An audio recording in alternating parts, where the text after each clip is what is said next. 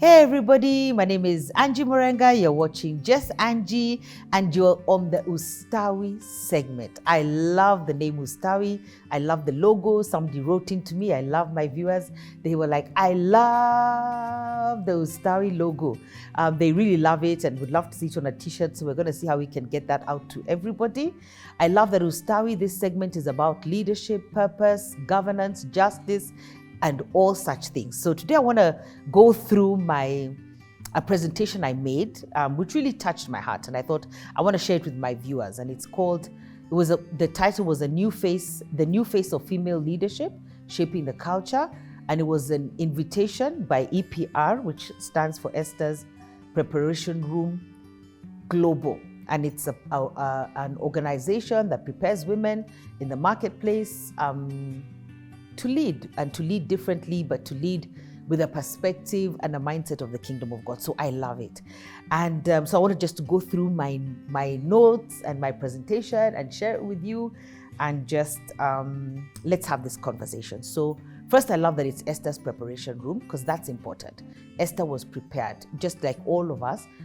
In terms of this, the new face of female leadership, these are women who have been prepared. You've been on a journey with God, and all our preparation process is very different, but we have been prepared. And you really must sort of have an understanding of that. And then the new face of female leadership is evolving. And this is what I want to bring to points. I'm going to do two videos. The first one is going to be on purpose, the person that we need to become, and the power. And then the next one will be on feminism and femininity, because I want us to, as I did the research, I went into a deep dive about that. So first of all, in terms of purpose, the new face of female leadership and leaders everywhere must flow and follow in purpose. There has to be a purpose of your leadership. And I ran a forum which is becoming even more clear to me that there's a purpose of leadership, and leadership has a purpose. It's not just leading. So you need to define what is the purpose of your leadership, what is your leadership about, what's the bigger picture in terms of purpose, in terms of the way that you're leading. I said here that we need to continuously ask ourselves, what is the God-given purpose behind every assignment? So if it's a promotion, it's a role, because even I sense it could be the same role, but you see it from a new perspective. And the new perspective will be investigating and doing a deep dive into what is the purpose behind this assignment. And then how will my choices and leadership impact others positively? Purpose is always about others, and therefore it's about how you impact others positively. What will it bring to others? How will it change people's lives? Purpose will require modeling and accurate leadership to others at peer-to-peer levels and those we're blessed to manage. That's very, very important. That it can't just be purpose. It's about modeling and coaching. And I love John Maxwell's definition of leadership, because he talks about leadership is knowing the way, going the way, and showing the way. So this purpose is about modeling to others, engaging others, mentoring others, coaching others, even as we move forward. I wrote here that the new face of female leadership must open doors for others. We even had a meeting where we talked about lift as you climb. We must open doors. We must give people access. We must be bridge builders. We must connect people with their destiny. You need to look at somebody that you're leading on your team and see, how do I connect this person with their destiny? How do I draw out the potential that this human being has and then put them on the right direction? The whole idea about female, it brought out some character traits that are highly female.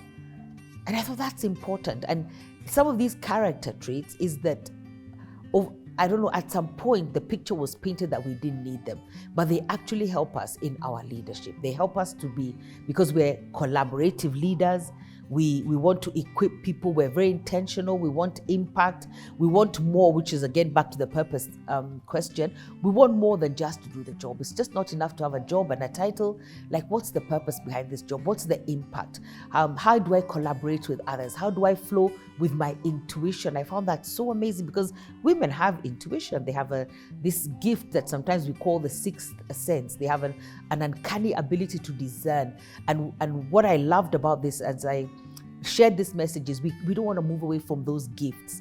We don't want to move away from those traits that are intrinsically for women. We want to embrace them, and use them in the way that we lead. The person. Who are you being as a person? One, you have to be confident. We have to be confident. The second thing is we need to have gone through some sort of healing, some sort of trauma, therapy. We need to talk to somebody else about deep things that we haven't talked about. Why? Because the premise is that hurting people hurt others. And this new face of female leadership, I sense it's sort of like you're bursting onto the scene. So it's a promotion, it's an expansion, it's moving into bigger roles, bigger capacities, bigger fields. But as women, if we're hurting, or even as leaders, if we're hurting, if we haven't healed sufficiently, then we're going to hurt other people as we do that.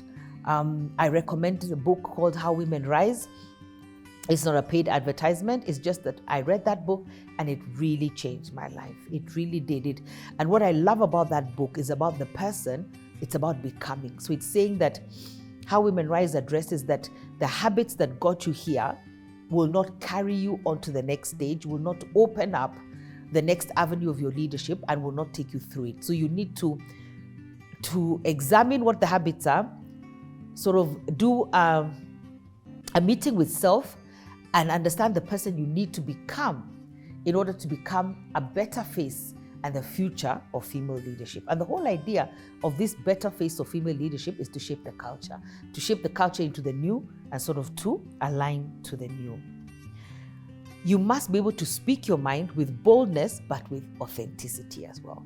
And humility. Sounds like an oxymoron. You need to be bold, you need to be authentic, but you need to be humble, because God loves humility and He loves using humble leaders. So this is something that you need to do. Every single book, and I wrote that, I alluded that in my message, every single book I've read about women in leadership it says that women sort of put their head down, get the work done, and want somebody to notice. And the new person that you have to become is that you have to speak about your accomplishments. You cannot keep your head down and hope and pray somebody will notice, because then it also turns around to hurt us. We say, I've done all these things, but nobody has talked about them. And that's why in the How Women Rise, it expands a lot on that, how we don't talk about them, how we don't leverage on our relationships. When I heard about not only do you build relationships, but you need to leverage them, I almost had a heart attack. So you can also go and have yours, but because we're very good at building the relationship, we're not leveraging the relationships. And they say the opposite is true of men. Men have this thing of quid pro quo, and it's not even stated. I do you a favor, sometime in the future, I will come to you and you'll also do it. And it's just automatic. But we don't speak of our achievements, we don't speak of what we have done, and we just expect people to notice. Or, I love an example that's given in that book where the lady leader actually celebrates her counterpart who is male versus, and then when it's his turn, he doesn't even talk about her. So, the person. You're becoming somebody, you need to become, you need to evolve, you need to embrace, and you need to step into those shoes. This one for me was the most powerful. It actually has the most notes, is the power. The power of becoming the new face and the future of female leadership. So our power is in lifting others as we climb, opening doors, giving access, removing bottlenecks that slow down growth of and for others, including the organizations that we lead and birth. And then I love that our power lies deep within us, and we have to go deep. We need to have an introspection. We need to spend time alone. We need to align our thoughts. Why do I think this way? Why have I been given this team to manage? What am I going to do differently with this team? How have I been managed previously that I don't want to pass on? And then our power lies in intuition, discernment, and feeling. They say women are feelers, and also we're leading a feeling generation. So it's okay to feel. Allow yourself to feel them, feel what they're feeling, and then identify how to move them to the next level, how to navigate their spaces, how they can become exceptional leaders. Our power lies in identifying what is working and what is not working, providing solutions that are humane. I must underline that, humane and well thought of. Sometimes I think the world provides solutions that are not humane, they're not well thought of. Sometimes we think, who came up with that idea? Who came up with that solution? So We need to have ideas that are humane, they're well thought of, and the ability to multitask is a power that we have that we must engage in fully and not apologize for it.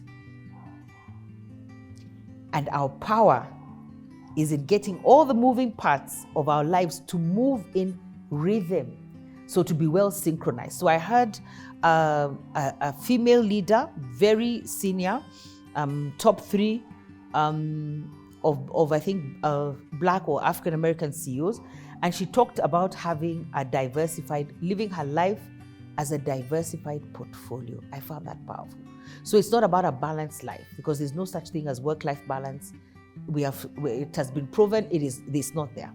But if you divide your life into portfolios, and then it's a diversified portfolio, and then you give attention to each portfolio, she said that over time, it becomes impactful and a bigger number. Like if we're talking about percentages of time allocated to the portfolio, over time, you make sure that you have addressed everything. And it always reminds me of something that Bishop T.D. Jakes said, that, or some leader said, that when you must decide as a woman which are rubber balls and which are glass balls, so that you never drop the glass balls.